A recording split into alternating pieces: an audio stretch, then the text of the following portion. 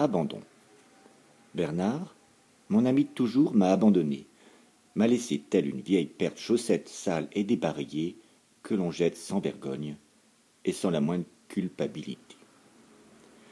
Presque 2 mois ont passé sur son triste départ, me laissant perdu dans une profonde tristesse et une abyssale affliction.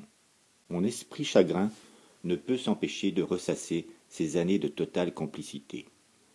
Ces sorties à la déchetterie où nous cassions avec un plaisir indéfinissable les nombreuses bouteilles que lui-même et son épouse avaient éclusées. Et ces agréables soirées bercées par des plaisanteries délicates que nous apprécions infiniment. Puis, il y eut cette terrible nuit où, dans mon rêve, Bernard apparut. Il nageait dans un immense chai de Bordeaux, me regardant en riant, le majeur dressé et pointé dans ma direction. Je n'en pouvais plus. « Bernard, traître, tu m'as oublié !» me mis-je à hurler, réveillant pour le coup toute ma maisonnée. Quelques jours plus tard, une conversation avec une connaissance de mon club de fitness me suggéra une solution salutaire. « Pierre, il faut que tu te trouves un autre copain. Je pense connaître une personne pour toi. Ymir, c'est son nom. Je vais t'arranger une rencontre. » Je me retrouvai donc, moins d'une semaine plus tard, pendant l'heure du midi, attablé en face de cette fameuse personne, devant un kir à la couleur rouge sang. Nous n'avions absolument rien en commun. Fadeur de sentiments non construits, de chemins différents, de connaissances dissemblables, d'opinions divergentes.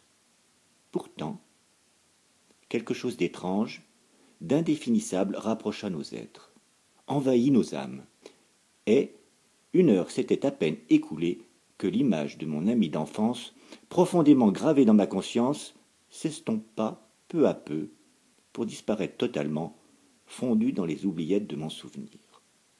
Vers 14 heures, pris par nos occupations, nous dûmes nous séparer en nous promettant une prochaine rencontre. Ah oui, j'oubliais de vous donner ces détails sans importance. Ymir est une femme dans la trentaine. Reine de beauté, elle s'était présentée à moi moulée dans une robe légère. Ses longs cheveux croulaient sur ses épaules dénudées, sa poitrine opulente, à peine recouverte, dansait à chacun de ses mouvements. Sa taille exquise.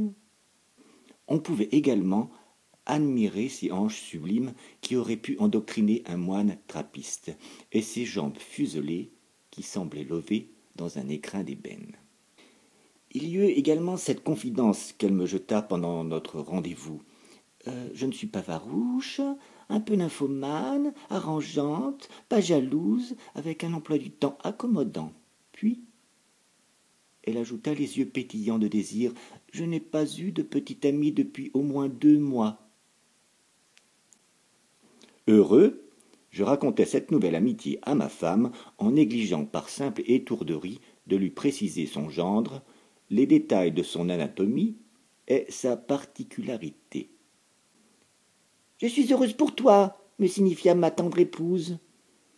Tu peux le fréquenter à ta guise, je te laisse quartier libre. » Un petit sourire grima ma bobine épanouie.